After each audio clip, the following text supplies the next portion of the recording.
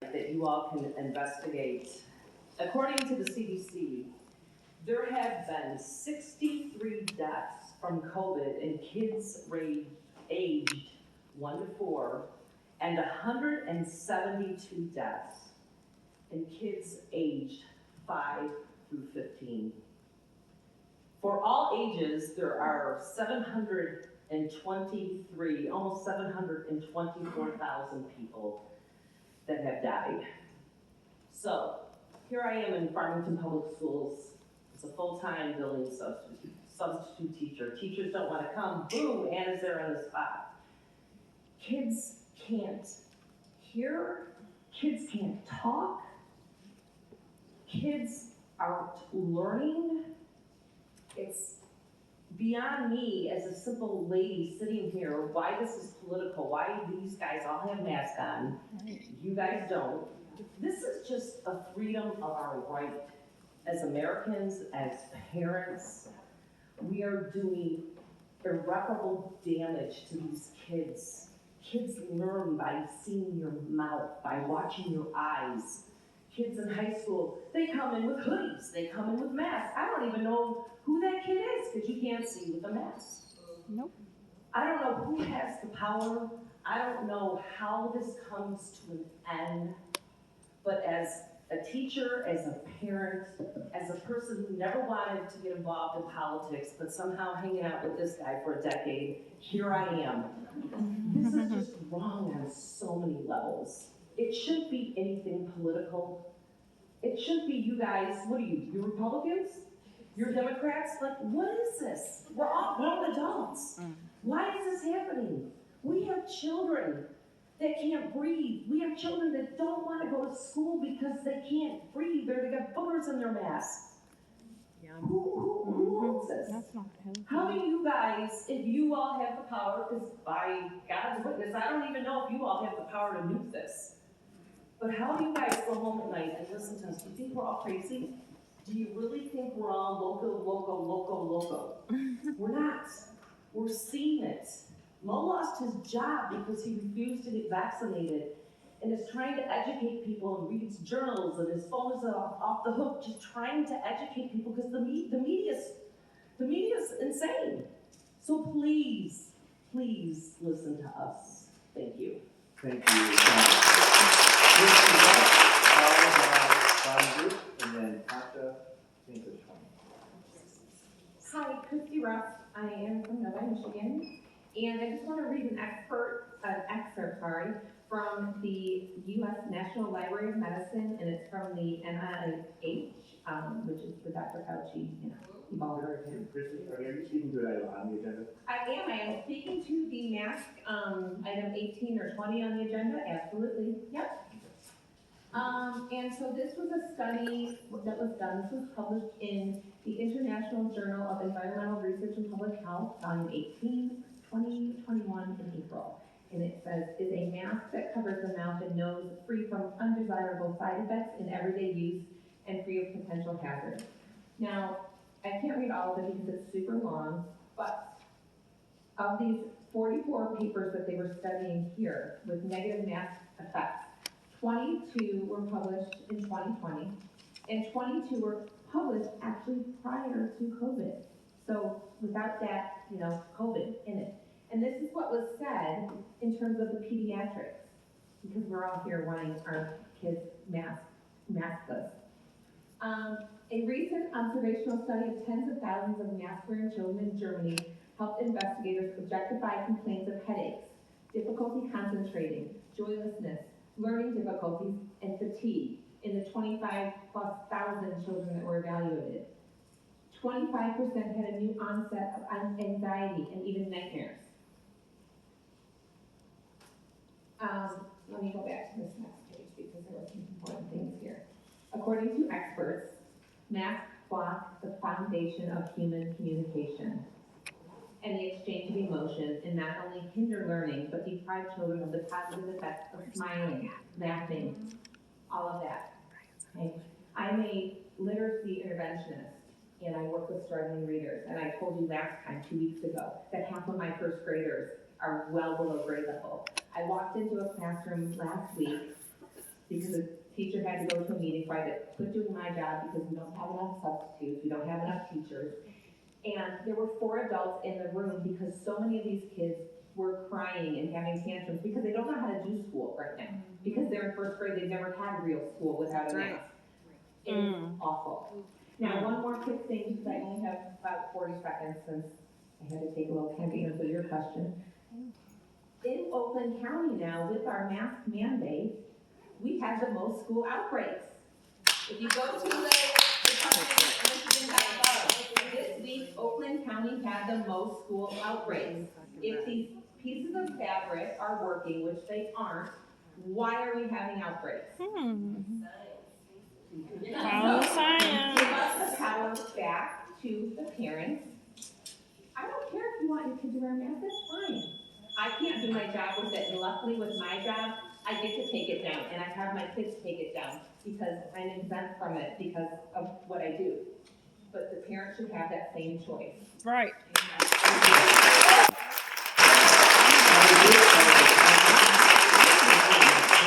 She's the same as a speech teacher, she doesn't have to wear it because all these speech teachers are wearing it.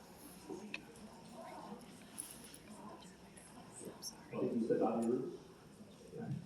Bobby Root, Oxford. So, I'm kind of a numbers guy, and I've been trying to figure out what the representation is here in this room. I am going to speak about the mask topic. Oakland County has about 1.2 million people, which is a lot of people. It's a lot of numbers, right?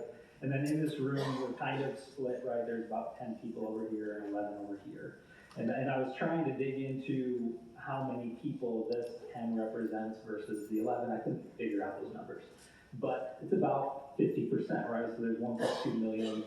Right around the middle, we're kind of represented. So with that, Mr. Woodward, what I struggle with in this approach, and that what I've been seeing the last couple of months, is that you're silencing I don't want to say majority, but pretty close to a majority of the people in the county by not, you are listening, and I appreciate that. You all are listening, or most people are. But you're not, with not putting it on the agenda, and you finally are tonight, you're silencing a whole group of people in this county. And I know that your role, and sir, I don't envy your position. You deal with a lot of, you said we're not crazy, we are crazy. There's crazy on both sides. And you've done a decent job at handling it to the best of your ability.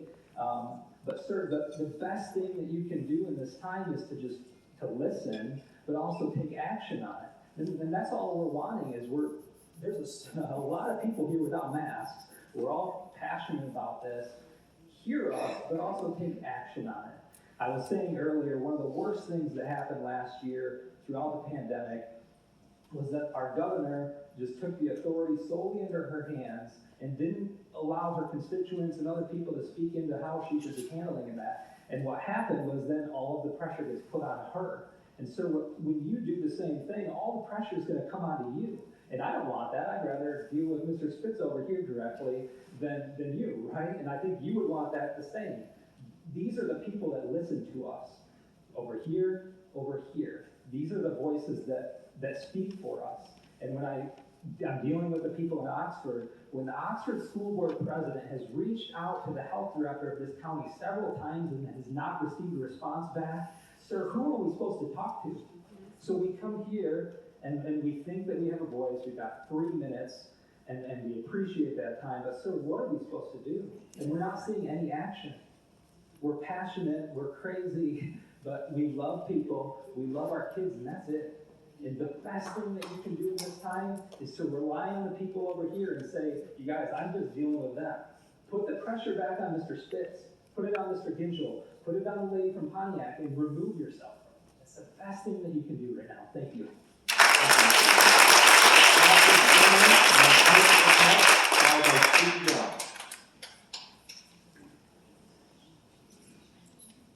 Called my name. I'm Tasha Shergan from Clarkston.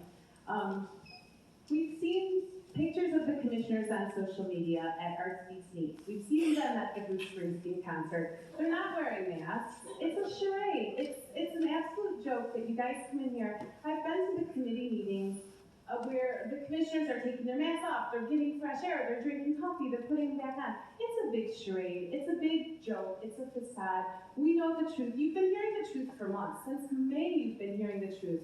You've heard it on, when we were doing calls, you've heard it live in person, hours and hours of it. I don't even understand why we're here. The problem is parents are the ones that should be making the decision. We don't co-parent with the government. We're not asking your permission. We're done with all of this. Our kids should not be masked, period.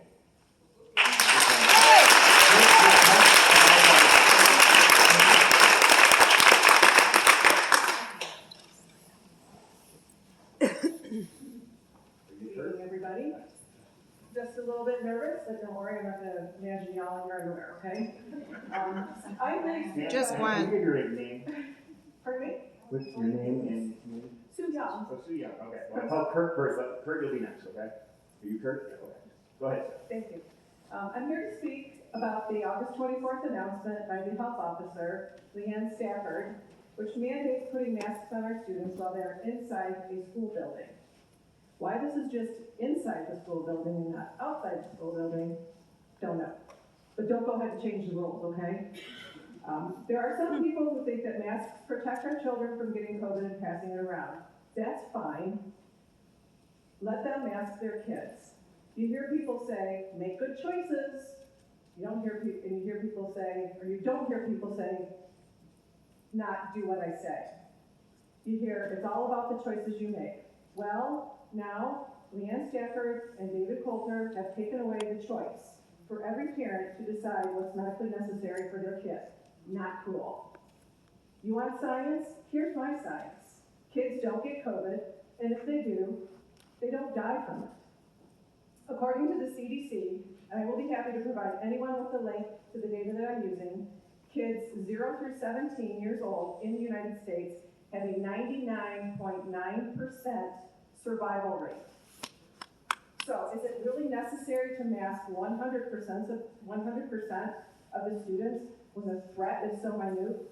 Again, Mr. Coulter and Ms. Stafford, let the parents choose if this threat is enough to mask their child.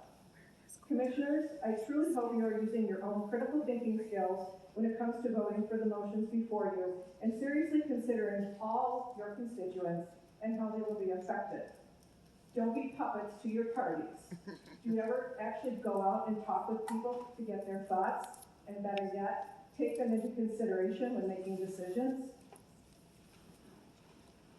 And Mr. Woodward, at the meeting after the emergency order was announced, you said, and I quote, crowds of dissenters represent a vocal minority mobilized from hardcore conservative areas in this county. I don't think this is a minority vocal group. I think we're the majority and we're vocal. There were lots of numbers and examples in the emergency health order, like infections and hospitalizations are increasing among children in the United States. Is anyone tasked with seeing if that's still the case? Because according to, yes, the CDC, in their COVID data tracker weekly review, and this is dated October 22nd, COVID cases, hospitalizations, and deaths continue to decline.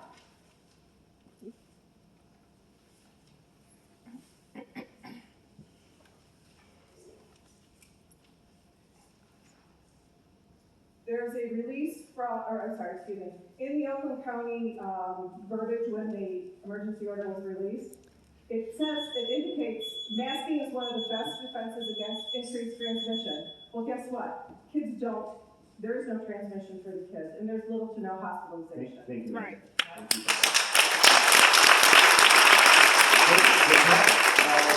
Nancy Schroeder and then Deanna Janelle. Hi, my name is Kurt Burkett. I'm nobody really other than resident of Westwood Field. I'd just like to take the next couple minutes to maybe give folks in front of me and folks behind me just a different paradigm which we wish to look at our current events. This is related to section 15 of the agenda, election integrity, and a different way to respond to it, perhaps. I think that we are in a war. And I'm not trying to be hyperbolic about that. It's not a conventional war, obviously, but, you know, you look at the southern border or the way that we left Afghanistan, the push for vaccine, passports, things like that. I think there's a war going on. We need to be responding as if we are under attack. And that's Republicans and Democrats. And there are two ways to respond to an unconventional war that are very powerful, that we all have possession of. Well, if you're a person of faith, I think our greatest weapon is prayer. I think we need to be on our knees and praying that God will lead us through this time together. And the other weapon that we have at our disposal, which most people don't think of as a weapon, is love. And you know, how does that relate to a war, you might ask? If you have children or grandchildren or nieces or nephews, you love those kids, right? With all your heart, you'd do anything for them. And if you love your kids, you want them to grow up in a free country that cherishes liberty and individual choice, right? You'd do anything for that. So we have a resolution about, I mean, there's a lot of debate about the election results in 2020. I think the world has its own opinion on that, which I share. But for future elections as well, we need to do everything we can to secure our elections. Yeah. We don't. We're lost. We lose this republic to whoever these faceless people are.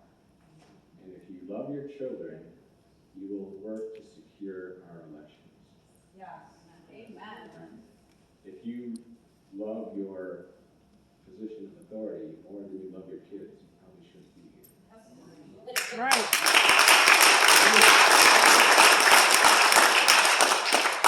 If you hate your political opponent more than you love your kids, you shouldn't be here either. That's right.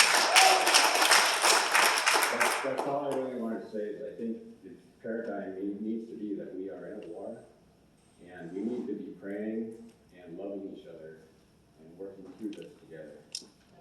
I